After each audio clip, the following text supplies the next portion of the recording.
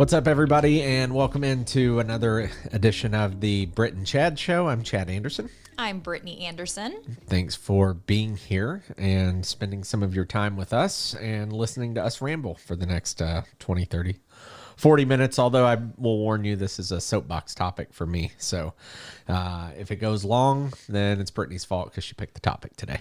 I did pick the topic because I think this is super relevant. I know it's something you're really passionate about, and I think we kind of have some different perspectives on it. So I'm excited to dive in. You know, we're going to talk about student loans and kind of education in general and what that really means for, you know, your future in your work life, what it can mean as far as going into debt and when you're trying to buy a home, which is totally Chad's department. So I think it's going to be a good discussion today.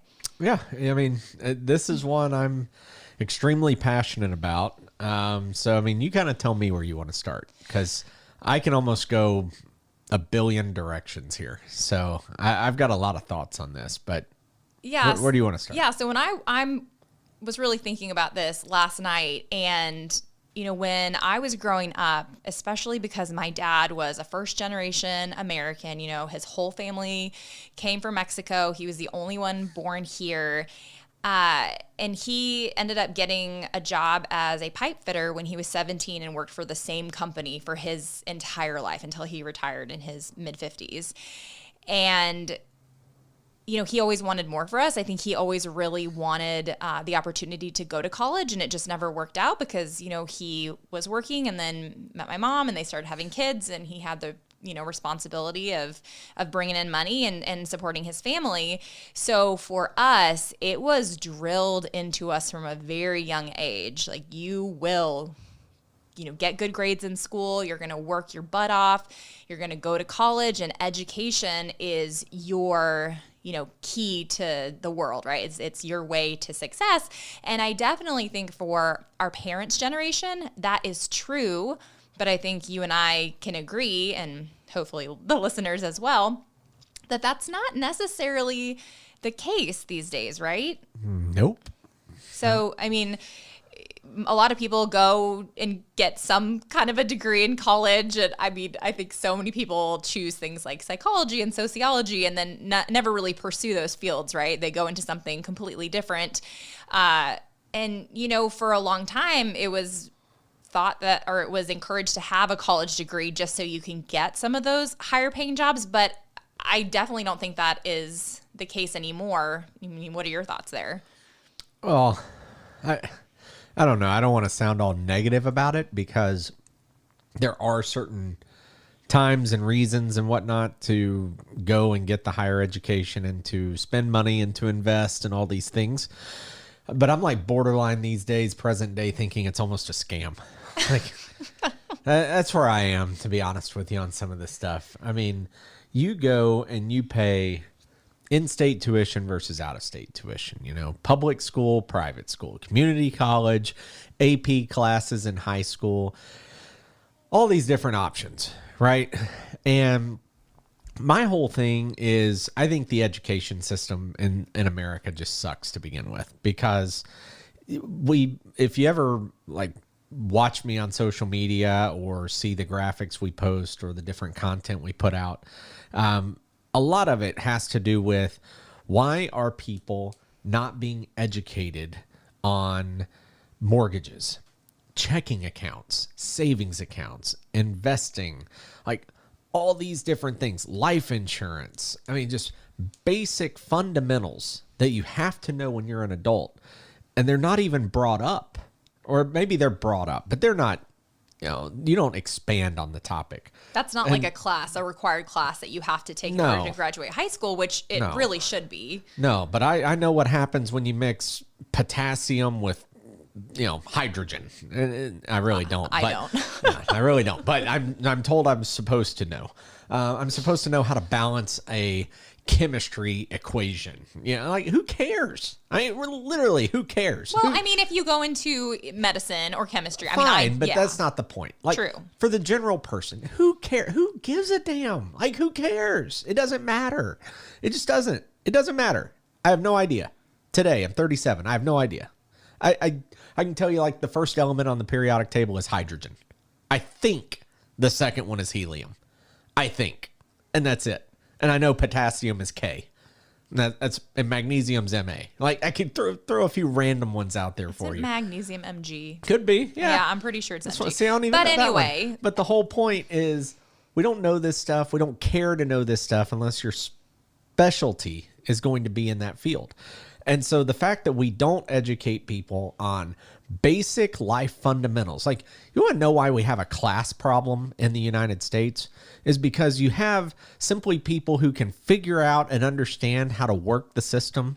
I'm not saying that they cheat. I'm just saying they understand how to create wealth and how to, invest and how to do certain things, just because they naturally are able to pick up on it and they are able to do some things, or they were surrounded by people who did that, versus the average person who doesn't know how to do it and they're just following mainstream. Oh, you have to do this and you have to do that in your life. So we don't even teach that in middle school or high school, barely bring it up at all.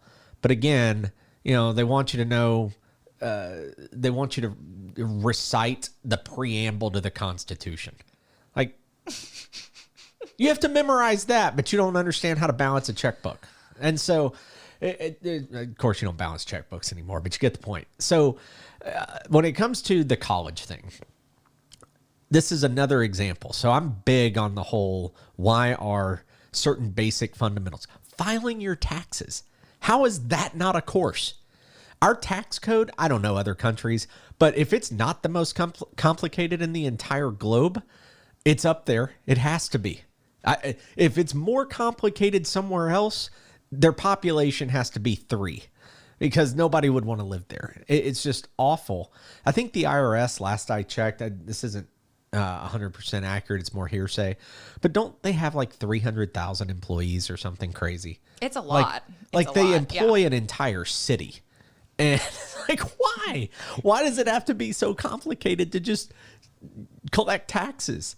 And people get mad at wealthy people for not paying their fair share. A lot of times, they're paying their fair share. They're literally just using the tax code. It's not that they're not reporting income. People get that confused. It's not that they're not reporting income. That's illegal.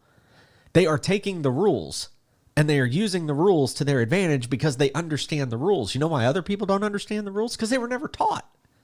And it's incredibly complex and sure nobody understands it. Exactly. But it's a fault on two ends. Right. And this stuff drives me nuts. Like, how do you not have that in place? So all that to say, the other piece is with college. So with college, what happens here is you get someone that say they want to be like myself. I want to be in broadcast communication. That's what I wanted to do growing up. There was not a single thing in high school that got me to broadcast education or broadcast communication. Not a single thing. It didn't prepare me, other than I just learned like basic educational information. But it just didn't, there was nothing that like led me to that. And I think a lot of times too, there's the argument that, well, we don't know what we're going to be when we grow up at 15 years old. Yeah, that's true. And that's cool. That's okay. You don't have to. It's not, somebody's not forcing it or cramming it down your throat. It's just, there are very few paths and identifications based on what somebody may want to do. If you had told me in high school that, hey, Chad, I understand you want to be in broadcast communication. So here's the income that you're going to average. Here are the different opportunities you're going to have in your life. You can be a news reporter. You can be a sports broadcaster. You can be a talk show host. You can be a journalist. You can write for a newspaper. You can do all these different things. And here's different averages of income. Here's what people in certain age brackets are making. Here are cities where you could excel. Here are things to look for, ways to interview, ways to increase your resume. Here's how you get some internships. Like, that would be helpful. But instead, it's just all these random things. And then you go to college, and the next thing you know, you're going into college, and it's like, oh, by the way, pick a major. Like, wait a minute, I just spent 4 years in high school saying I don't have to decide what I'm going to be. Oh, but I need you to pick a major. Well, I guess you don't technically have to determine your major. I mean, but some of us choose our major or we change our major like 4 times. I mean, correct. And some people go, what do they call it? Like undecided or undeclared. Yeah. You know, and that's fine too. But let's all be realistic. The majority of people choose a major. They choose a direction. Well, and then a lot of people end up choosing, again, something like sociology or psychology that's very broad because they don't know what they want to do. Or they feel pressured to make a decision. Right. Oh, you've got to. No, you can't go your whole freshman year and not make a decision. Why not? Why not? What's the difference in that and then versus doing something else and then changing? Well, like you took one class you shouldn't have and you should have done something else. Like, big deal. Just make that up in a semester or something. So you go into college, and I see this all the time. Like, you got to ask yourself a few things. Like, one, what do I really want to be? What do I really want to do? And then 2, what's the ROI on this? Absolutely. And I know that yes, there are people who say, well, yeah, but college is a part of growing up and college is a part of the experience and becoming an adult and all these things. I don't disagree with that. It also, though, is a period of time where a lot of people use it to just get drunk and party. In my case, go to football games for cheap. Like, a lot of times that's what college is or becomes, and there are people who do both and they exceed and do very well in college. And I think a lot of it is keeping up with the Joneses. Like, you want to go to this school because it's, you know, got this reputation, and also you want to keep up with your friend. I mean, it totally was a competition between my friends and I from high school, like who got into the best school, and you know, it's also taboo to not go to college. It like is. I mean, because of our parents, of our parents' generation, it was like so much emphasis was put on going to college and getting your education that now it is really, you know, looked down upon for sure. You know what I was wanting to do in my 3rd year of college? 3rd year, I was wanting to get out of college. Like, yeah, the weekends were fun. The football games were great. You know, Thursday, Friday nights, whatever, the whole deal. And I wasn't in a fraternity. I was on my own, just kind of did my thing with my friends. But that's really it. By year 3, I was to the point where I was like, I'm ready to make some money. I'm ready to go do something other than go, again, because college is a lot of the same stuff. I'm majoring in broadcast communications. I don't care about Dante's Inferno. I just don't. So I really, it's almost like, oh, we need you to take these other classes so we can charge you for them. And that way you're going to have to pay the university more money. It's like, why can I not just do what I want to do in 2 years rather than spend 4 years? Or why can't I just be a really badass individual at what I want to do by going through that for 4 years? There were so many things that were just unnecessary. Like, I don't care what the volcanic structure is of a mountain. Like, it doesn't matter. And again, you don't want to be the person in society who just knows nothing, you know, because some of this stuff is like common knowledge or common sense or whatever. You may not want to like miss out on a few things here or there. There's no reason to have like dedicated semesters to some of this stuff when you're spending money. And so I'm going to pick on chiropractors for a minute. And I love my chiropractor, so I'm not picking on her. But she's really, really good. All the love for the chiropractors. Yes, and they make me feel good. But I will say this. I have seen in my profession where someone wants to qualify for a loan. And when they do, then they get in this situation where you pull their credit, you look at their student loans and their debt and all these different things. And when you see it, they have spent $300,000. Not kidding. 300 grand. Now, maybe that's not every chiropractor, but let's say it's $200,000 to go to school. One person that I saw spent that much money to make $50,000 a year as a chiropractor.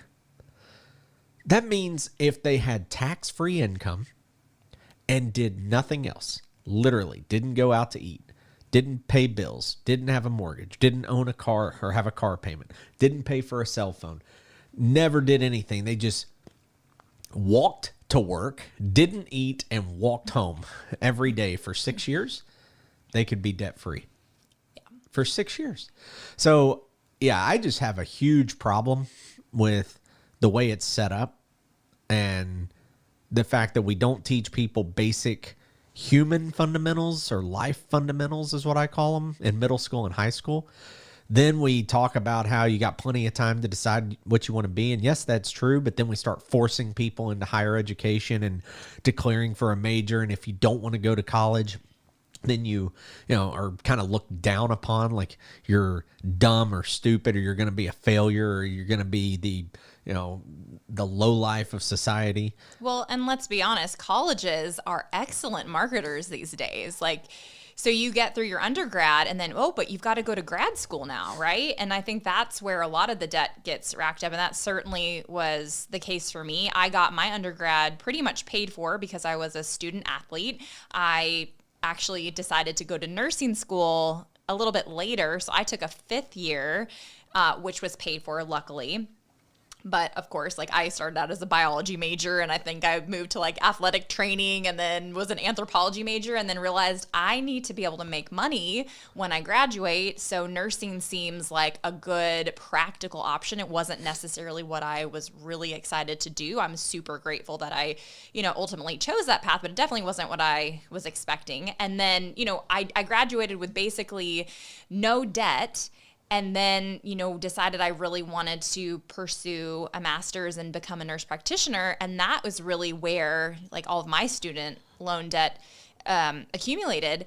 And the program that I chose to go to, unfortunately, is one of the most expensive in the country. The reason that I chose that program was because there was an opportunity for me to work as a nurse at the medical center and then get my tuition covered. Unfortunately, they changed some of the rules around right as I started my career. So that didn't really work out. But I'm like, hey, I'll get through this program in 3 semesters. It'll be good. And then I'll start working and I'll start bringing in this money. And that certainly wasn't the case. And for nurses, especially if you want to pursue the master's route and become a nurse practitioner, there are so many bridge programs, so many like very abbreviated programs where you could have a degree in, anything for your undergrad and then go on and become a nurse practitioner. And so all of these nurses who were in class with me, they went through that type of program. And I mean, they probably racked up $150,000, $200,000 worth of debt. And man, the interest rate when I was in grad school was like 9%. Like, you are never going to pay that off making a nurse practitioner salary. I don't care if you're on the highest end of the pay scale. Like, you're just not going to, it's not a good ROI. And so I have people reaching out to me all the time asking, well, I want to pursue the nursing route. Like, I think I want to be a nurse practitioner. I want to do this, this, and that. And I am always trying to encourage them, look at alternative options. Like, look and see if what you really want to do is something more in like the health and wellness space. Maybe you do some kind of a certification program. As an RN, there's so many things that you can do, especially as a health coach. Like, there's so many options. You don't necessarily have to have that advanced degree, and look at the ROI, because my goodness, we are racking up all this debt. And I literally have friends who just keep getting degrees so they can keep deferring their payments. Student. They're a full-time student so they can keep deferring their payment. Like, what happens when you're finally done with school and you've got, $500,000 worth of debt? Like, what happens then? And I think Washington. Well, I think a lot of people are waiting to just have that debt erased, which is nuts to me. And I'm 100% against that. Because in my opinion, you have to make decisions in life, and it's not entirely society's fault. Society's not educated about these decisions beforehand, and they're marketed to. It's almost like, oh, here, keep smoking the cigarettes, and by the way, we're going to need a lot of money for that cancer bill that we have to do chemo for you on. Like, same thing. They keep shoving it down your throat as if you have to have it. And then you look back and you're like, well, wait a minute, I gave you $150,000 or $100,000 or whatever, and I didn't just go and use student loans. I maxed out credit cards partying. I took out unsecured loans at 12%. I went and got a nicer car than I could afford because I wanted to keep up with my pals in my frat or my sorority, or because That's just what you do. At this school, you can't be driving the, Honda Civic. You got to be driving the Range Rover when you're over here. And apparently in the South, you got to dress to the nines when you go to a you gotta football wear- game. So you got to look real sharp too. Yeah, you got to have the dresses and the pearls and the Gucci and the Louis and the everything else that ends with an E.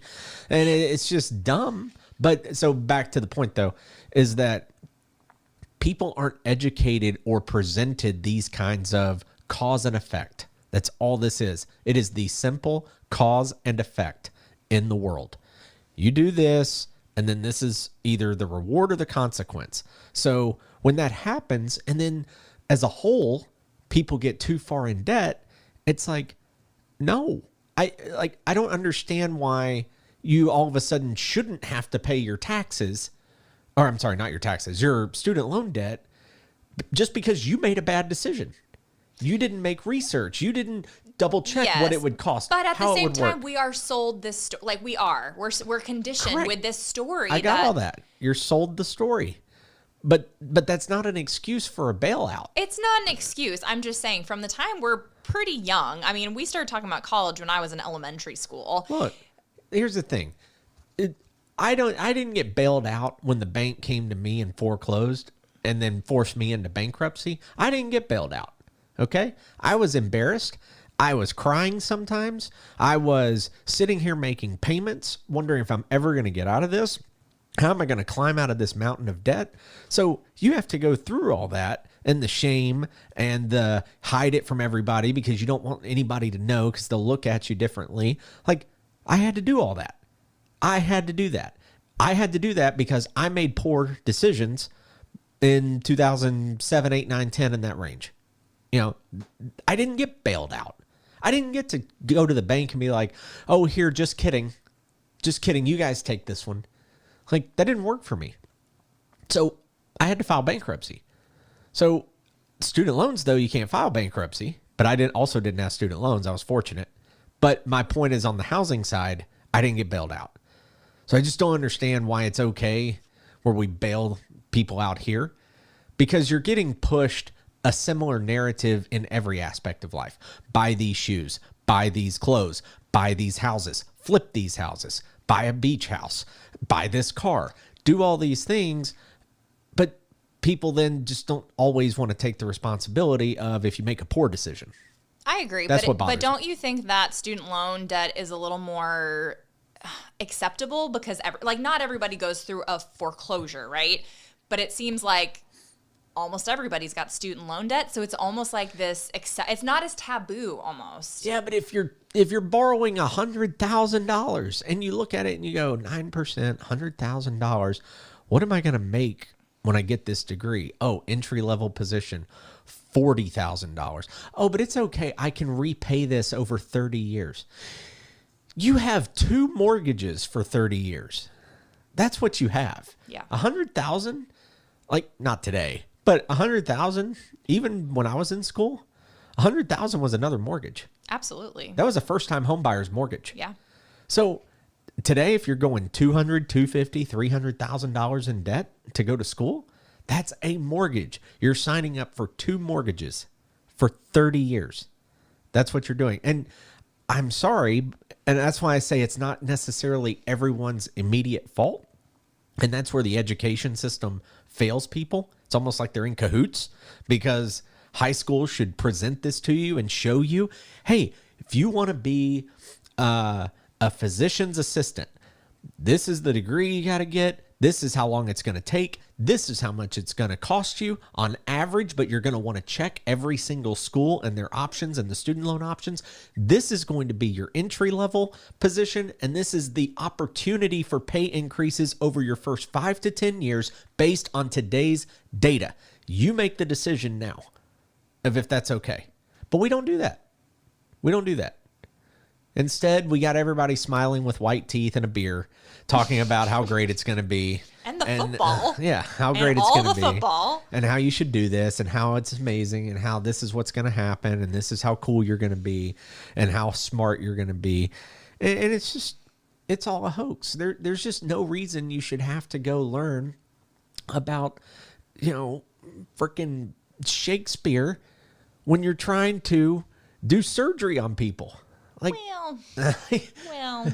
So here's my question then. You know, we're obviously raising little kiddos, so we have a few years before we really start to have these conversations. I cringe when we save every month for their college. Okay, but that's not what I was going to say. I know, but I'm just saying I cringe. Well, how nice of you that you are putting that aside.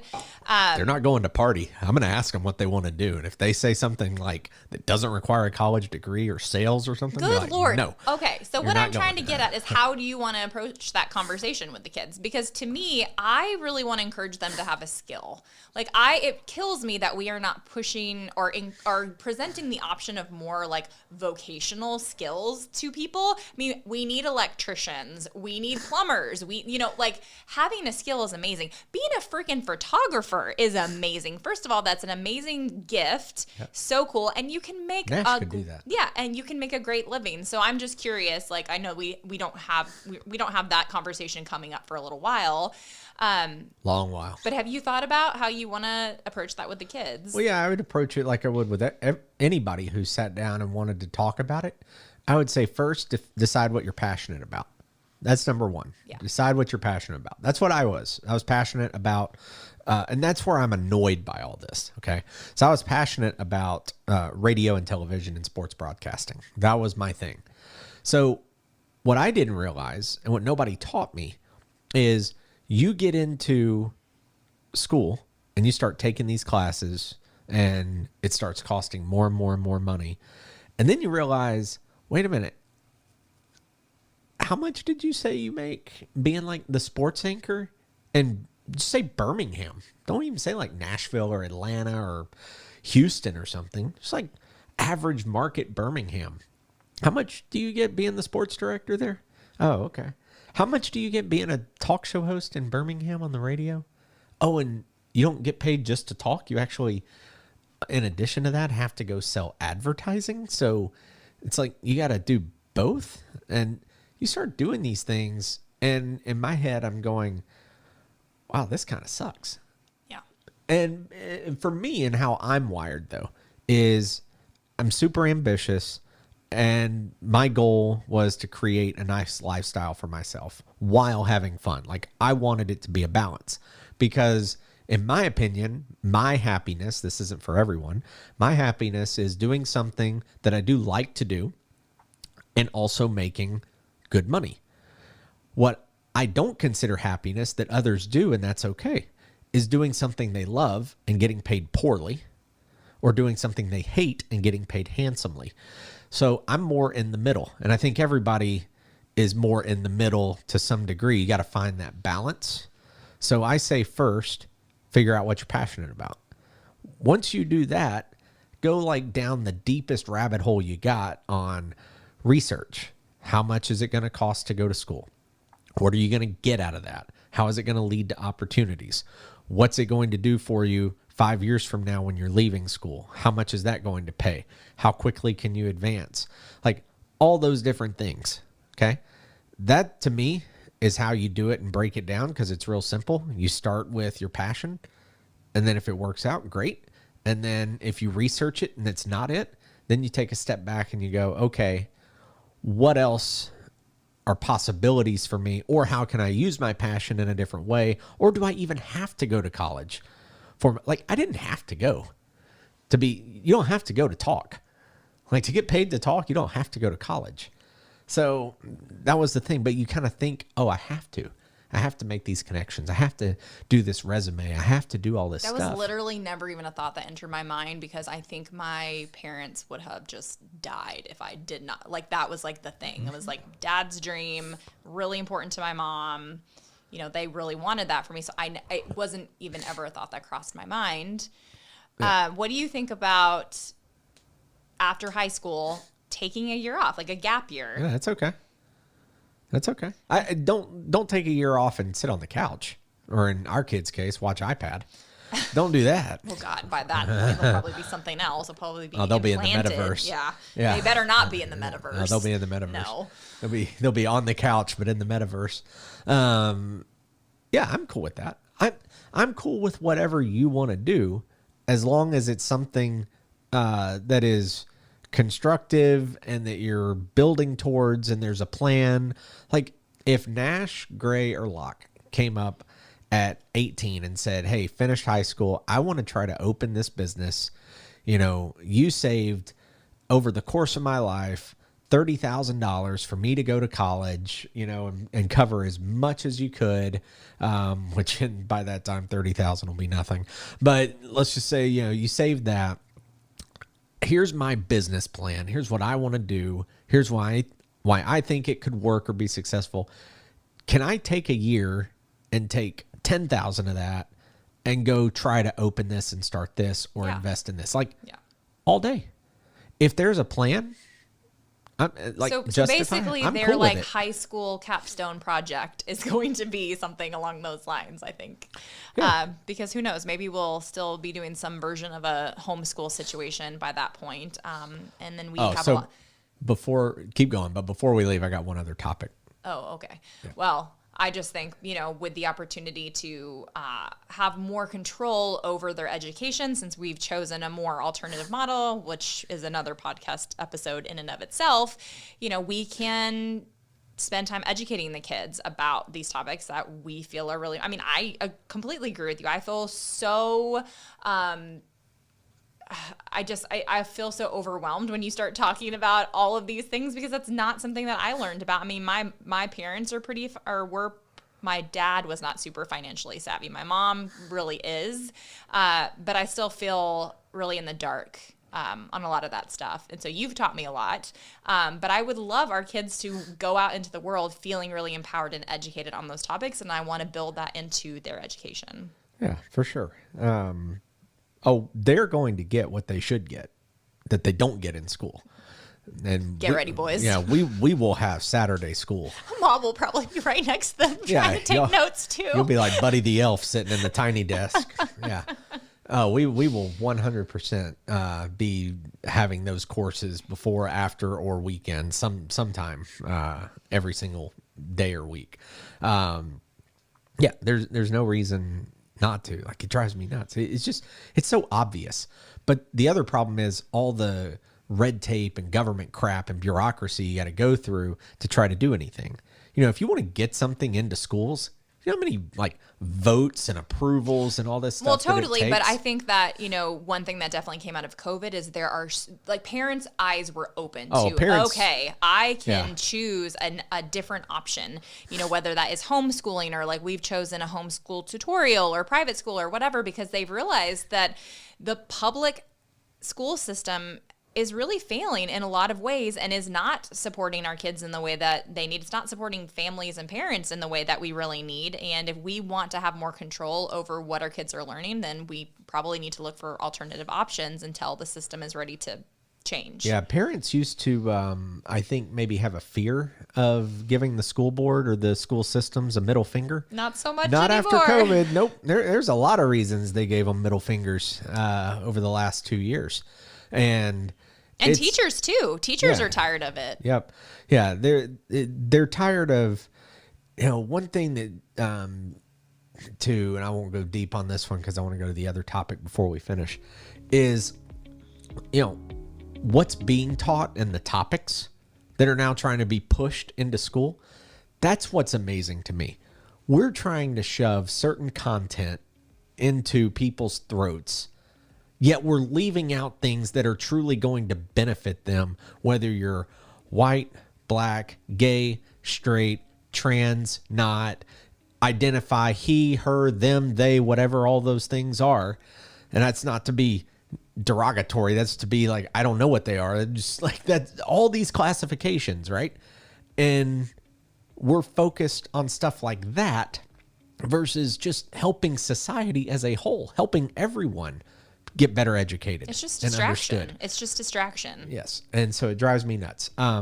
Last thing is I truly, truly believe this. 15 years ago, would you have ever thought there wouldn't be taxis anymore? No. Because we're getting to that point. Eventually, they'll all go away. Although, I don't know. You think so? Because Uber kind of sucks these days. Well, I've had a lot of trouble with Uber in the last couple months, to be honest. There's been a lot of trouble with everything the last couple of months. True. So, but I mean, long-term projection, I mean, probably that system. or it's going to shrink from 100% share to Yeah. 10% share, 20% share, Totally. whatever, right? It's going to be Blockbuster is what it's going to be. Yeah. Okay. I could see that. All right. So, do you ever see any other like coffee company taking over Starbucks? No. No. In fact, Starbucks could probably take over other companies because they can just keep expanding on experience and food and what. Like, it wouldn't surprise me if Starbucks started offering like in-room dining, like inside the restaurant where they actually cook a meal. Oh God. It's possible. Like, what else can they do? Like, they eventually will have to keep branching, right? Yeah. Netflix, like they went from just being this, hey, we'll send you some DVDs, to streaming, to creating their own content because they have to figure out how to keep up and stay ahead of Hulu and Disney and Right. all these others, right? Right. Okay. So who's going to challenge the school systems and the universities? I mean, I think it's already happening. There are just going on YouTube. There are so many course creators, right? That's the point. Right. Is that nobody cares about resumes anymore for the most part. Okay.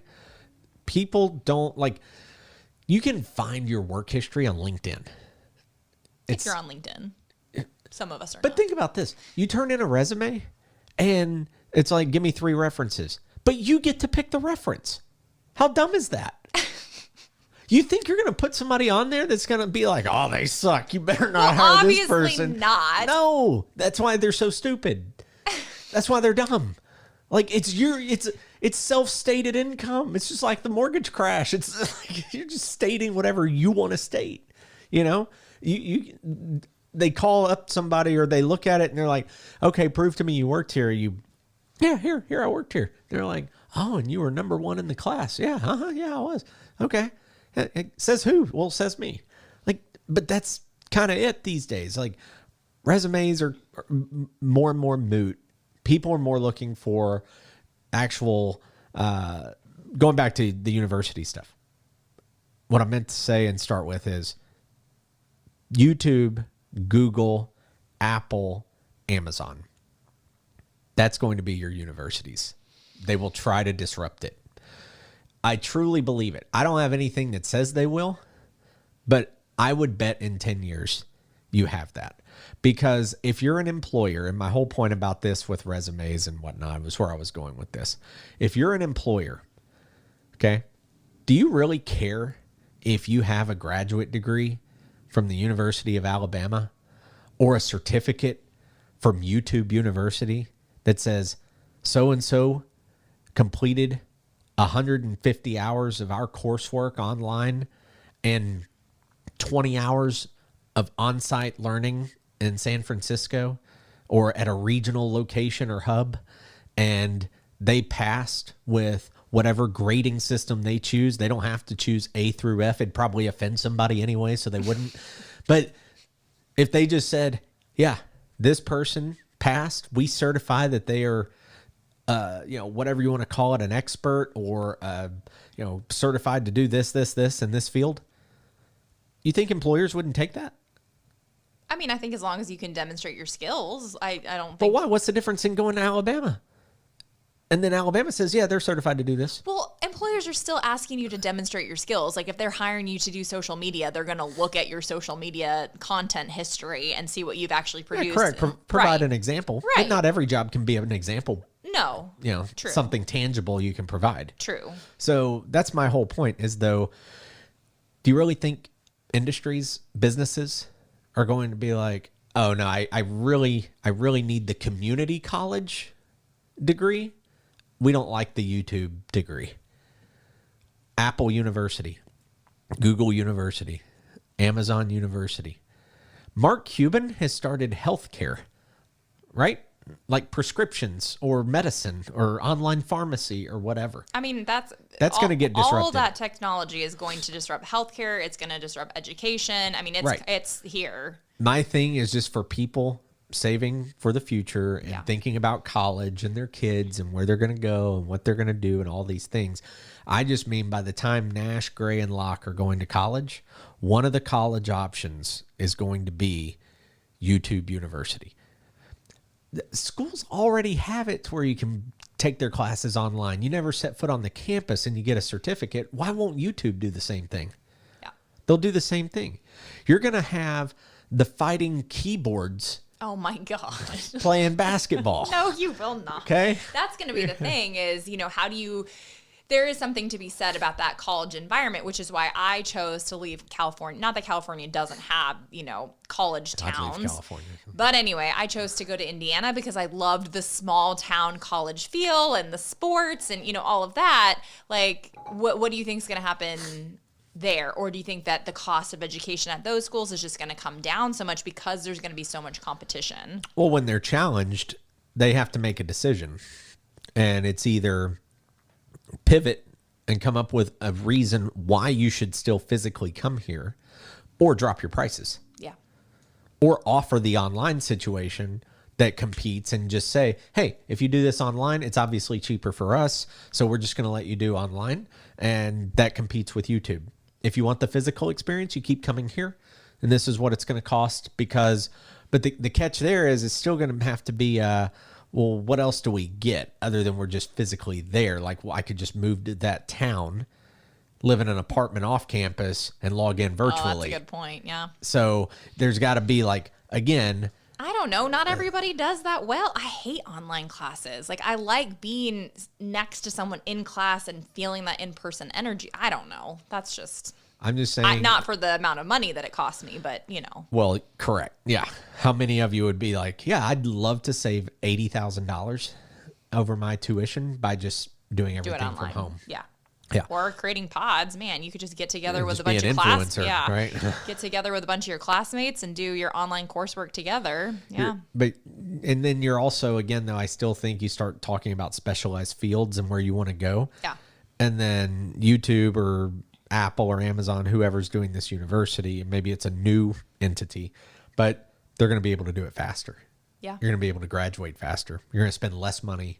Well, it'll be kind of going back to the model where it used to be, where it was more like community college, technical college, like, licensed practical nurses, for example. Like, that's a 2-year education. You go right into the hospital and you start working, and then we kind of, evolved the nursing profession, which is great. But also it's more expensive. It's prohibitive in a lot of ways. We have a horrible nursing shortage, which is the case in a lot of professions, but really healthcare feels it the most, especially coming out of the pandemic. Like, can't we get these people into the hands-on training faster? And I think that's the case for a lot of professions, So we'll see. Time will tell. All I know is that if you look at history, industries get disrupted. Yeah. Every single day.